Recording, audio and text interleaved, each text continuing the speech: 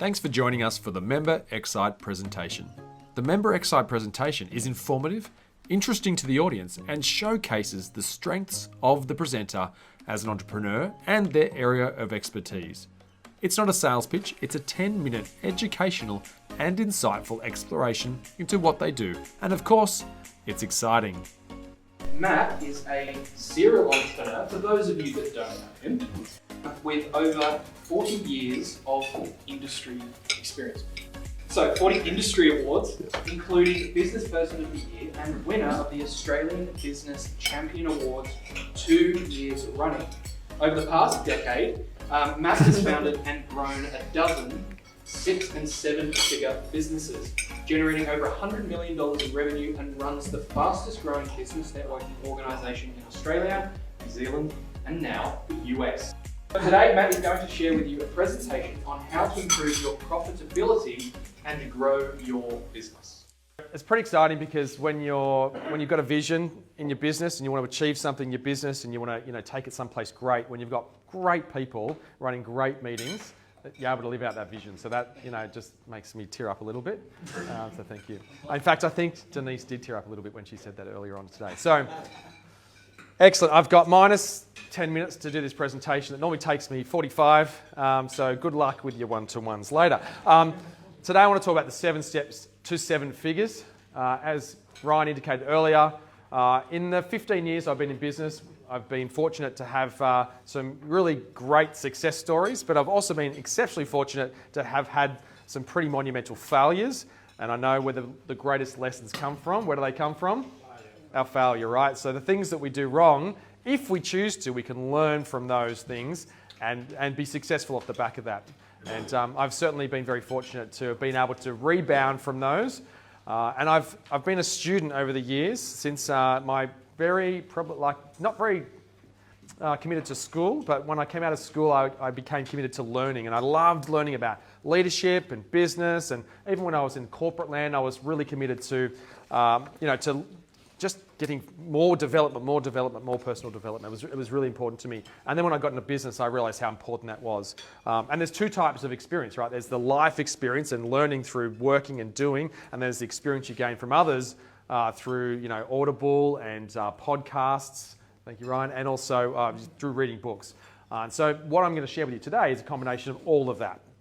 So yeah, I've been lucky. I've generated over $100 million. I've lost not quite that much in the period of time as well, but I know what it takes to achieve a successful business. And I've done it as well. There's many business coaches out there that'll talk to you about what you can do to be successful. And my first question, if I'm going to be coached by someone, is, hey, what have you done? Talk to me what some of your success is, and talk to me about what some of your failures are, because I need to learn from that if I want to grow in what I'm doing. So I'm going to share with you that today.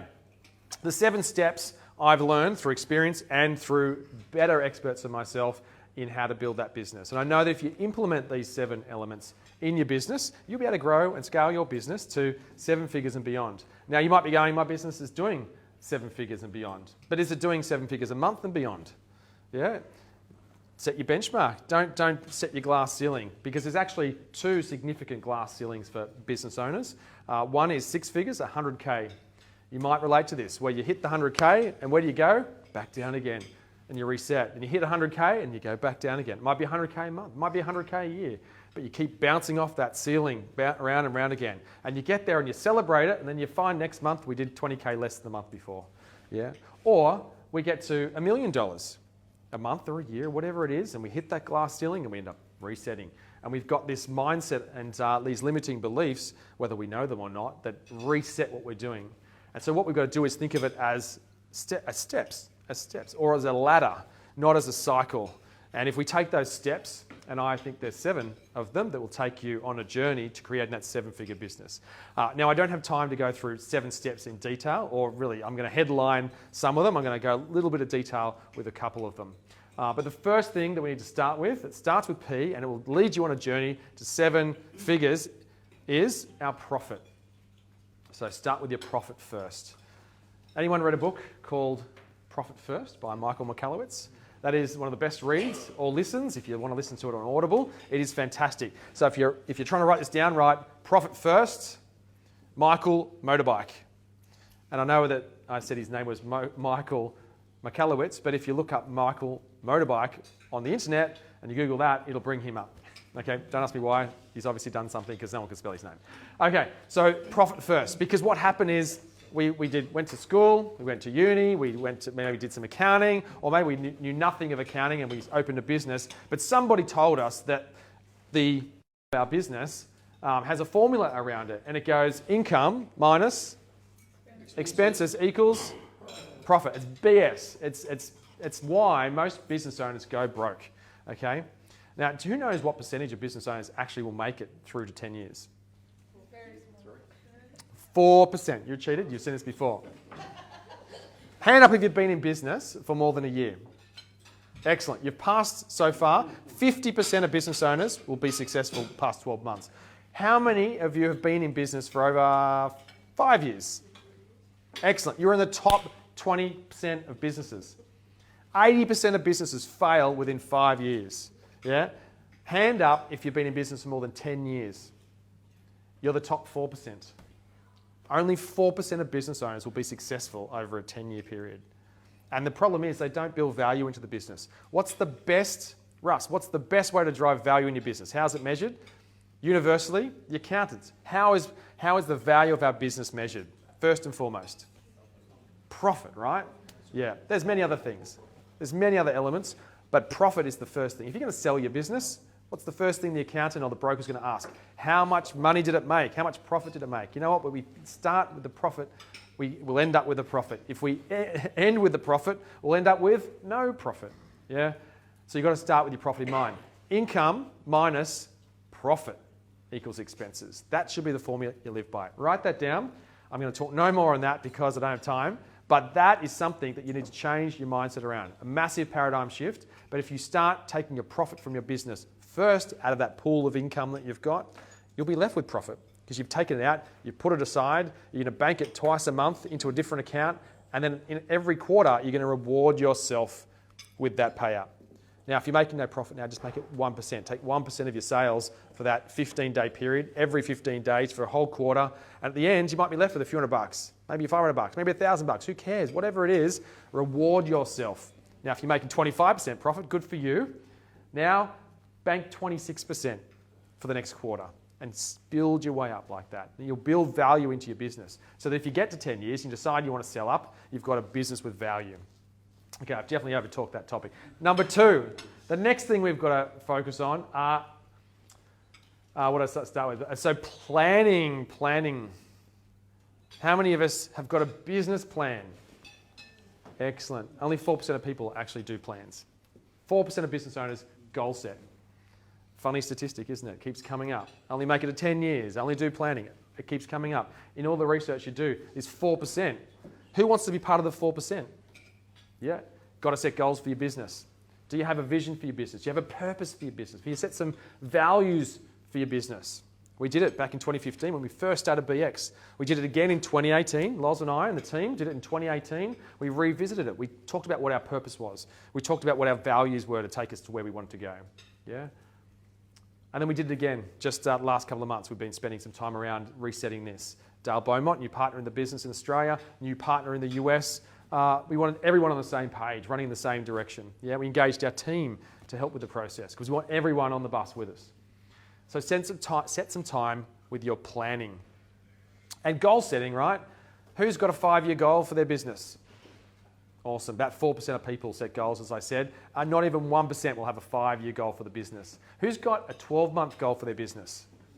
Excellent. I'm preaching to the converted clearly here. You must have watched my Plan Like a Pro training video series on the Member Exchange. But anyway, we should be planning and goal setting every day, every week, every month, every quarter, every year at least. And really, you should have a good 5-year plan for your business as well. And every day, you spend about 5 minutes planning and goal setting for that day coming. And every week, you do the same, maybe about 15 minutes. Yeah, and you're reflecting on the upcoming goals. So if I'm setting my weekly goals, I'm thinking about what are my monthly goals and what do I need to do this week to help me get to my monthly goals. Thanks. Yeah, good luck with that. But and then every month I'm thinking, what are the 3 things I need to do this month to help me get to my quarterly goals? And we work that. Planning and goal setting. You want to be part of the 4%? do some planning and goal setting. The third one is promotions. Promotions are your marketing in your business. Marketing is like a chair. If you've got a chair with 2 legs, what happens? Falls over. A chair with 4 legs is stable, just like a business with 4 pillars in their marketing plan. Yeah? So the 4 pillars in your marketing plan are, the first one is old school marketing. Don't underestimate the power of old school marketing. Cold calling. Going door to door, dropping into a local business. How are you going? I own the bookkeeping practice down the street. I thought I'd introduce myself. Tell me about what you do. You would be amazed about how that builds new client opportunities. People are saying, I'm looking for clients all the time. I'm doing all this Facebook advertising and no one's buying my stuff. It's because you don't sell on Facebook. Yeah? You don't sell in your marketing strategy. I said marketing promotions. I didn't say sales or marketing. This is not sales. This is marketing. Marketing is about attracting people into your marketing funnel. And when you get to the bottom of the marketing funnel, when they're hot leads, not the good-looking ones, I'm talking about people that are ready to buy, when we get them down the bottom of the sales funnel, the marketing funnel, we then have the opportunity to talk to them about buying products and services, but not at the top. That's about engagement. First one's old school. Second one is our online strategy. The goal of your online strategy, one goal only, to get leads. Yeah? People go, oh, leads, that's so sleazy. Yes, it is. Names and numbers and email addresses from people who are interested to buy from you, potentially, so that you can engage and nurture those people and work out, get rid of the ones that don't through the unsubscribes and the opt-outs, narrow them down to the pointy end of the funnel so you can sell to them down here because you know they're what? They're hot, right? So you're going to talk to them down here because they're ready to buy. You're not selling down here because it doesn't need a sales conversation. They're ready to buy down here. Get a lot in here so down here is nice and tight. Okay, the third one, so this is promotions, number 3, and the third letter down is a P as well, and this is publicity. A great opportunity to really market your business. We have an event called the PR pitch. Any PR agencies here? Sorry, old one. I'm going to say the best kind of publicity is free publicity. And if you really want to scale it up, then engage a publicity expert. But you can get so much free publicity. Podcasts is such an exceptional way to get your brand, your name out there in front of a whole new audience. Yeah? Get journos, like they're looking for articles. Subscribe to SourceBottle. There's a daily digest that comes out from SourceBottle. They're saying, hey, I need this person, this person, this person urgently. I've got TV appearances, I've got magazine opportunities, I've got podcast opportunities, I've got all this stuff. Jump on that. Take advantage of free publicity because it's such a great way to get in front of your ideal marketplace, and it can be so cost effective for you. And it's a really great experience to start doing this sort of stuff. People go, oh my God, I couldn't be on TV. But hey, start with a podcast. Have someone who's gifted at doing them, can lead you through the conversation, the dialogue, interview, edit out the stuff that was terrible, and make you look really good because they want you to look really good. Yeah, it makes them look good. Excellent. And the last P is partnerships. This is number 3, and the last P in 3 is partnerships. Where's the best place to find partnerships for your business? BX, thank you. I was going to go with networking, but hey, look, you said it, BX. The best place to find partners for your business are through networking, traditionally networking, but I think networking reimagined, and BX would be a great place to do that. Build referral partners. They're one of the highest ROI activities you can do for your business to generate new marketing opportunities, not to sell, but people that go, hey, Joe Bloggs is my client, they need you. Hey, Jenny is my client, she needs you. And they keep referring to you all the time. They're really cost effective. Great partnership opportunities. The 4th P, I'm going to fly through these. The 4th P is processes. You're going to build a business that's successful to go beyond 6 and 7 figures. You want to have a business that has systems and processes. Yeah, talk to the video guy over here. He can put them all onto video for you. Yeah, make sure you're scalable in what you can do, because the next thing you're going to do, which is the next P, is people. When you're hiring people, they are the make or break of your organisation, and they're a very stressful part. Your very first hire is the most stressful. Do you know what? It's stressful for them too. If you've got great systems and processes built in where they can feel relaxed and confident, they know what's expected of them, they can perform to their best, and that's what you want to create for them. Creates a benchmark for them to excel so they know what's expected of them. And it helps you step away from those things, step away from the teaching, and they can just get on with the job. That's the next P. The 5th P is, 6th one, sorry, I was going to say your people again, but so people, when you put people on, you want to have processes. The next P is performance culture. really quickly, and I have my watch on tonight, so I've got no idea what the time is, sorry. The next P is performance culture. Performance culture is so critical. If you're growing an organisation, you're bringing people into the organisation, you need to have a culture around performance. So I did some consultancy work a couple of years ago, about 5 years ago now, with a firm in Sydney. It was an amazing firm. They probably did 10 figures, huge firm, big international company, came to Australia, and their whole structure and their whole culture was based around like the Google complex, right? So they had, they didn't have slippery slides in their workplace, but they did have, they had yoga at morning tea, they had table tennis tables, they had foosball tables, they had all sorts of stuff going on. They had about 60 employees, and when I came in and started doing some work with them, they said, look, you know, we're just hiring all the time. We can't get through the workload. We just feel like, you know, everyone loves working here, but we're just not getting through the workload. And I'm thinking that's because no one's actually working. So performance culture. Think of Google. What are they doing? They're feeding them. They can eat there, they can sleep there, they play there, all their friends are there, everyone's there, right? Because they're 22-year-old tech heads who love what they do, they can do everything, but all their friends are at work. So they play all day at work, and then they work their asses off at night, yeah, when they're productive. And then you've got this other organisation that has hired in Sydney, they've got all these probably 35, 40, 45, 50-year-olds, so young, very young people still, obviously, but what have they got? Kids, partners, life, cricket drop-off and piano lessons and all that sort of stuff going on in their life. Are they going to stay past 5 o'clock? I'm sure they'd love to because they've probably got a truckload of work to get through, but they can't. They've got to pick kids up from school and that sort of stuff. So they created this culture that did not work. It was not a performance culture.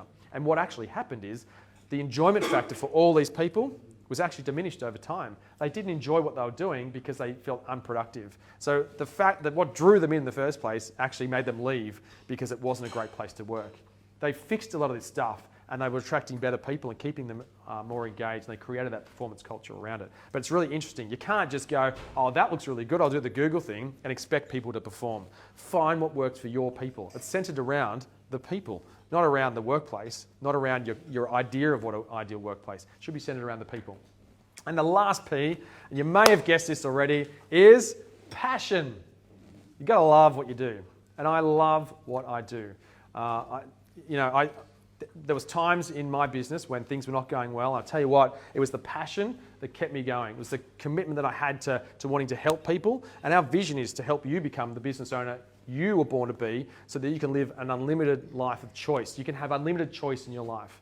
For me, that's what gets me out of bed every morning. It's what gets me on these red-eye flights, racing all over the country to look after and come to all these meetings because I just want to help as many people as possible. And so to finish on, I'd like to thank my team who actually make that possible. Ryan, who's done an outstanding job tonight. Denise, who's phenomenal, leading the Gold Coast groups. Loz, who's the operations director here and does like an unbelievable job. And all of our team across the network who help fulfill that vision, because that vision's not about me or any one person. That's about doing some amazing work across the globe. And so I wanted to say thank you.